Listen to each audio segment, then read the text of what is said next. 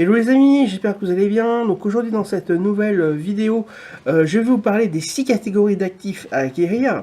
Mais avant, si ce n'est pas déjà fait, je vous rappelle que vous pouvez recevoir gratuitement ma sélection de livres sur l'indépendance financière en cliquant sur le bandeau qui apparaît sur la vidéo.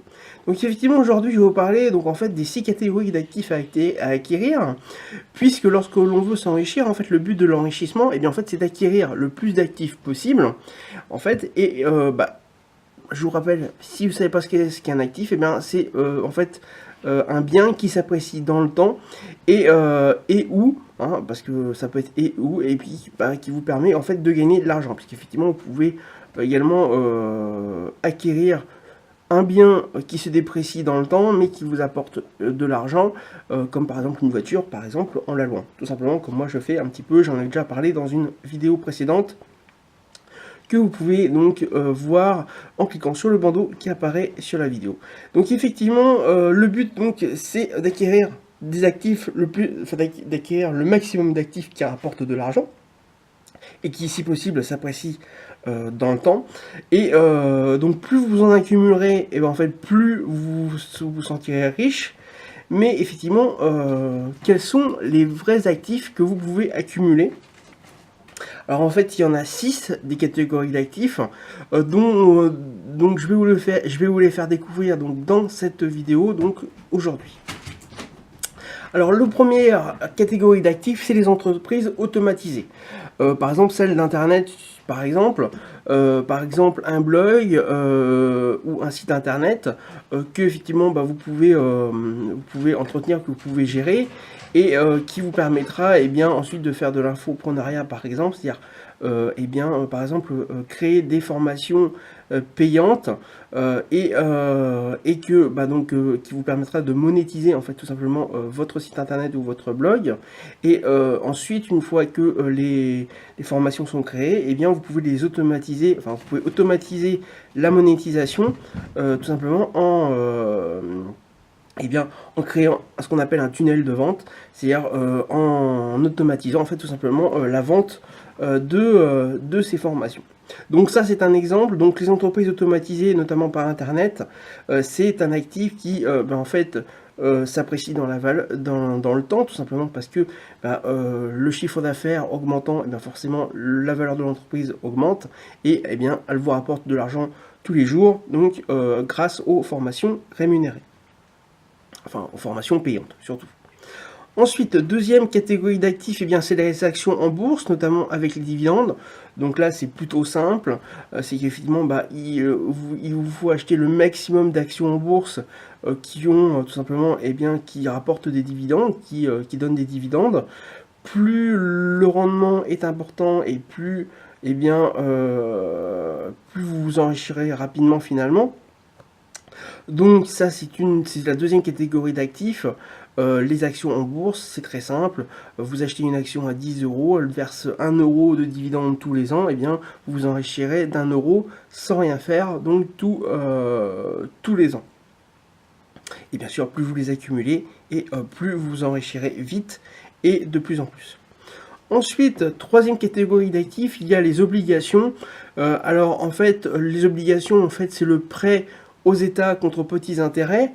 Effectivement, il faut savoir que, comme la France par exemple, la France, en fait, s'endette, en fait, emprunte sur les marchés financiers, donc à des particuliers et à des entreprises, envers des particuliers et envers des entreprises.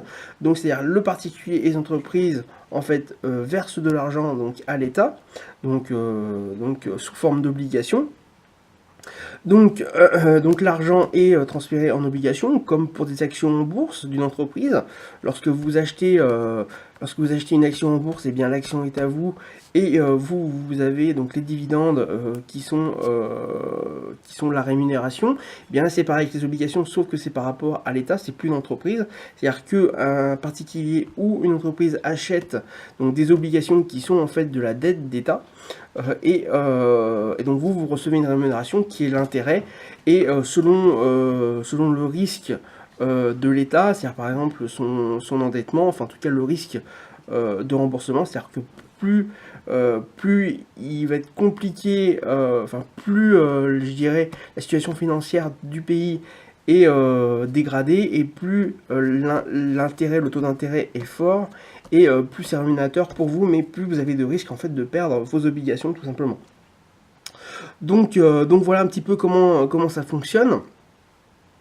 Alors moi personnellement je n'utilise pas, tout simplement parce que je considère déjà que c'est beaucoup plus risqué par exemple que les actions en bourse, parce qu'effectivement si vous avez un pays qui ne rembourse plus sa dette comme la Grèce il y a eu quelques années, eh bien vous perdez vos obligations, et également je trouve que c'est beaucoup moins rémunérateur que les dividendes pour les actions en bourse, ou alors c'est beaucoup trop risqué, ou alors si c'est rémunérateur, c'est beaucoup trop risqué. Enfin, moi j'estime que c'est beaucoup trop risqué.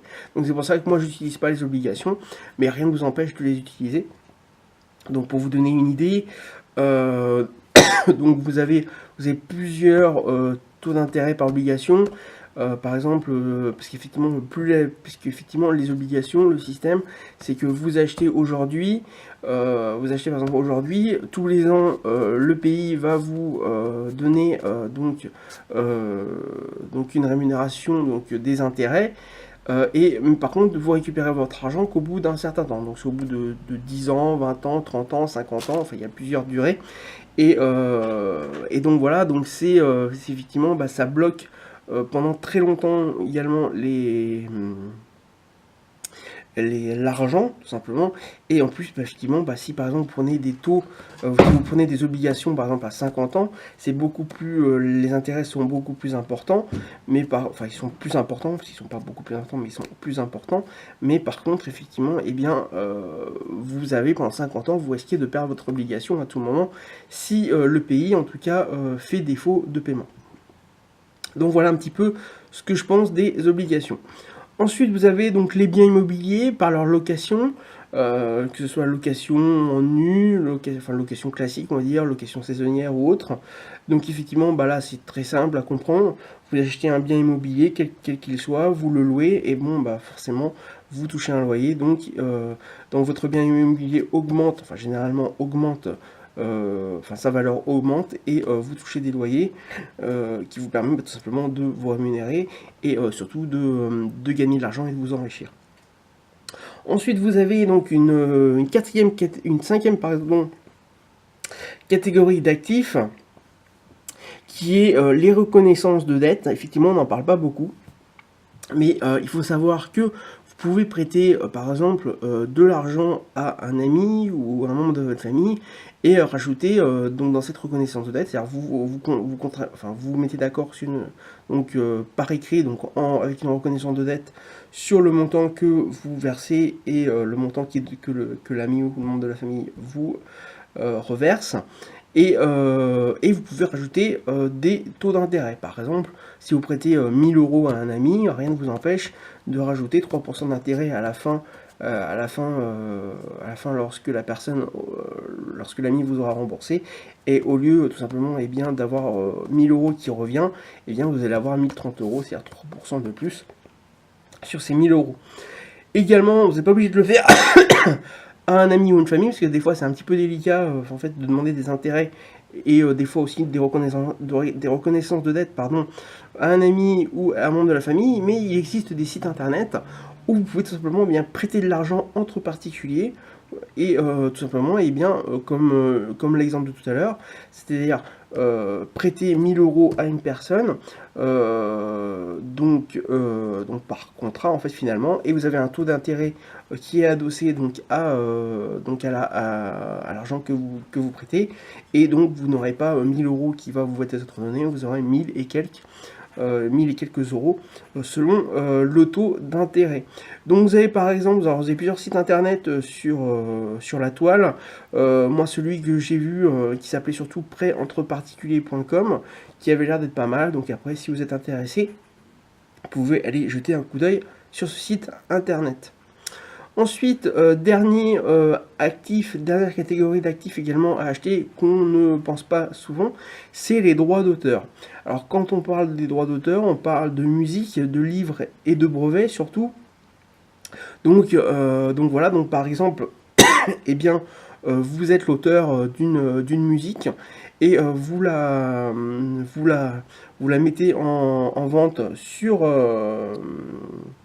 vous la mettez en vente donc sur internet, et à chaque fois que vous achetez, enfin à chaque fois que le client vous achète la musique, et bien vous touchez ce qu'on appelle un droit d'auteur, tout simplement une rémunération. Pareil avec des livres, pareil avec des brevets, ça fonctionne. Il existe même ce qu'on appelle la cession de droits d'auteur. Alors là, c'est assez simple aussi, mais on n'y pense pas, et surtout on ne connaît pas forcément cet actif. C'est-à-dire qu'effectivement, eh bien, par exemple, des personnes qui ont créé un livre, eh bien, qui marche très bien, peuvent du jour au lendemain, pour X ou Y raison, vouloir revendre leur droit d'auteur, comme ils peuvent vouloir revendre un bien immobilier. Et eh bien vous avez la possibilité d'acheter, de racheter ces droits d'auteur, et une fois que vous les avez achetés, donc à cette personne-là, donc à la personne qui a créé ce livre, eh bien vous devenez donc en fait bénéficiaire de ce droit d'auteur, c'est-à-dire qu'à chaque livre qui est vendu, eh bien vous touchez une commission sur ces droits d'auteur, puisque vous en êtes de nouveau propriétaire. Donc il existe également des sites internet sur la toile, donc vous pouvez aller voir. Voilà, bon, c'est pas quelque chose moi qui me plaît, mais bon, après voilà, ça peut vous plaire, et puis ça peut être aussi une idée de business en même temps, puisqu'effectivement, eh bien, vous pouvez créer également un site internet, pourquoi pas, qui permet de mettre en relation, eh bien, des cédants de droits d'auteur avec des personnes qui seraient intéressées pour acheter ces droits d'auteur.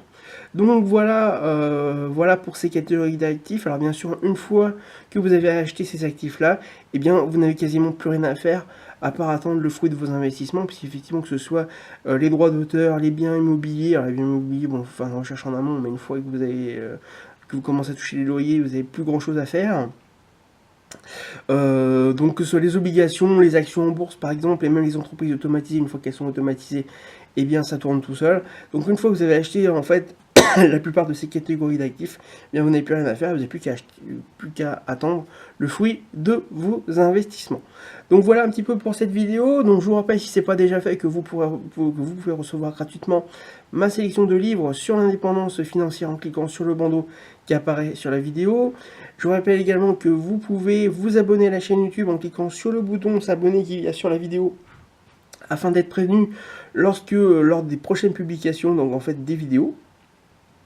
Également, n'hésitez pas donc à me laisser un commentaire. Est-ce que vous êtes intéressé par toutes ces catégories d'actifs? Est-ce que vous les avez toutes? Est-ce que vous vous intéressez à certaines qui sont un peu moins connues, comme les reconnaissances de dette ou les droits d'auteur? Dites-le moi donc dans les commentaires. Et puis également, n'hésitez pas donc à liker la vidéo si vous l'avez aimée, ou si vous souhaitez me remercier pour les contenus gratuits que je vous donne. Et également, n'hésitez pas à la partager afin qu'un plus grand nombre de personnes puissent connaître toutes ces catégories d'actifs. Et bien, je vous dis à très bientôt pour une prochaine vidéo.